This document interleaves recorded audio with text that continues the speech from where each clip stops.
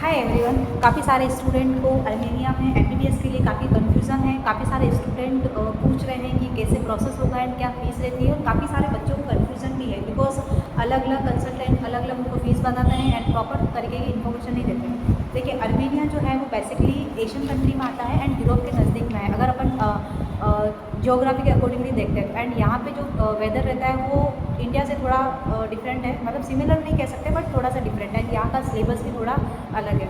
देखिए, अर्मेनिया में जो कोर्स का ड्यूरेशन है वो 6 ईयर का है एंड 1 ईयर की इंटर्नशिप है। मैंने पहले भी काफ़ी सारी वीडियोस में बताया है कि एमबीबीएस करने के लिए इंडिया में जो नए रूल्स आए हैं उनके अकॉर्डिंगली अगर आप किसी भी कंट्री में एमबीबीएस के लिए जाते हैं तो आपको उसी इंस्टीट्यूट से, मतलब जिस इंस्टीट्यूट में आपने एमबीबीएस में एडमिशन लिया है उसी इंस्टीट्यूट में आपको 1 साल की, मतलब 12 महीने की आपको इंटर्नशिप करना कंपलसरी है। तो अगर आप अर्मेनिया जाते हैं तो 6 साल का तो आपका कोर्स है एंड उसके बाद आपको 12 महीने की इंटर्नशिप करनी है, ठीक है।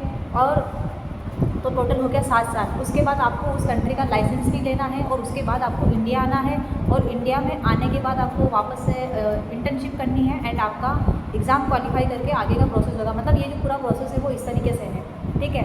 ये पूरा जो प्रोसेस है वो मैंने पहले वाली वीडियो में भी बताया है। अब अर्मेनिया में जो खर्चे की अगर हम बात करते हैं तो खर्चे वाले केस में देखिए, पर ईयर अगर बात करते हैं अलग अलग यूनिवर्सिटी का, अलग अलग कॉलेजेस का अलग अलग खर्चा है। और मोस्टली जो ऑलरेडी स्टूडेंट पढ़ रहे हैं या अगर जो ऑफिशियल उनकी वेबसाइट्स हैं कॉलेज एंड यूनिवर्सिटीज़ की, उनकी ऑफिशियली वेबसाइट पे जो मेंशन है उसके अकॉर्डिंगली पर ईयर 6 लाख रुपए आपकी फ़ीस है इंडियन करेंसी में। तो टोटल आपका टोटल 6 साल का जो खर्चा आ रहा है वो 41 लाख के आसपास, या फिर और फूड का अगर बात करते हैं तो 1 ईयर का लगभग 1 से 2 लाख रुपए का खर्चा आता है, क्योंकि आपको हॉस्टल में भी आप रह सकते हैं। इसके अलावा आप बाहर रह के भी खाना खाएंगे तो भी आपका खर्चा आएगा। हॉस्टल वाला जो है वो भी देखना होगा। अगर आप कहीं फ्लैट लेके रहते हैं तो भी आपका खाने का खर्चा तो आएगा ही सही। तो पर ईयर 1 से 2 लाख रुपए, तो टोटल हॉस्टल का, खाने का, रहने का टोटल अगर खर्चे की बात करें तो आपका लगभग 50 से 51 लाख, 52 लाख, हो सकता है ये 55 लाख तक भी पहुँच जाए।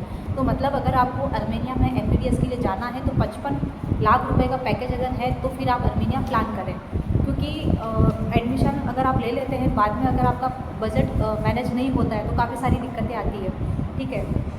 अब बात करते हैं अर्मेनिया के अंदर जो खाना है वो कैसा है। अर्मेनिया के अंदर आपको काफ़ी सारे इंडियन रेस्टोरेंट मिल जाएंगे। येरेवन जो अर्मेनिया की कैपिटल है वहाँ पे काफ़ी सारे जो इंडियन फूड्स हैं उनकी शॉप वगैरह है, काफ़ी सारे रेस्टोरेंट है, वहाँ पे आपको मिल जाएगा। इसके अलावा जो अगर आप कहीं फ्लैट वगैरह लेके रहते हैं तो आप अपना खाना खुद बना के खा सकते हो, तो आपको वैसे भी इंडियन फूड मिल जाता है, मतलब आप खुद बना के भी खा सकते हैं।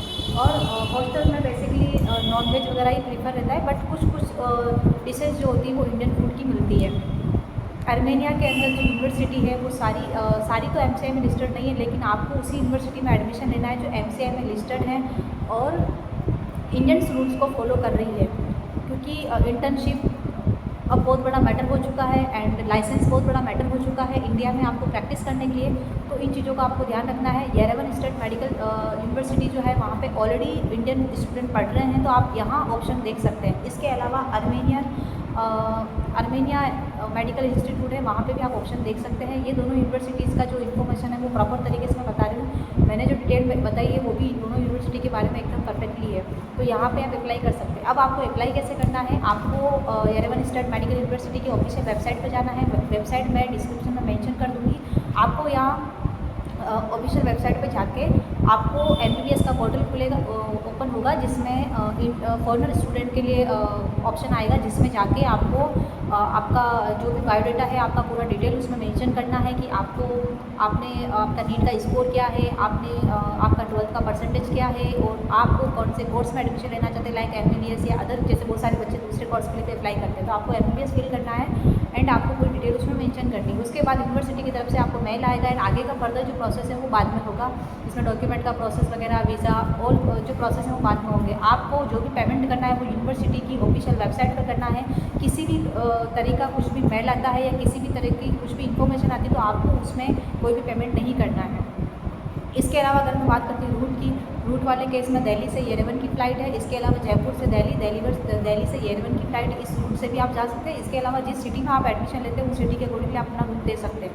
और जो फ़्लाइट का टिकट का जो नॉर्मली जो एक्सपेंसेस है वो लगभग 40 से 50 हज़ार तक का एक्सपेंसेस है।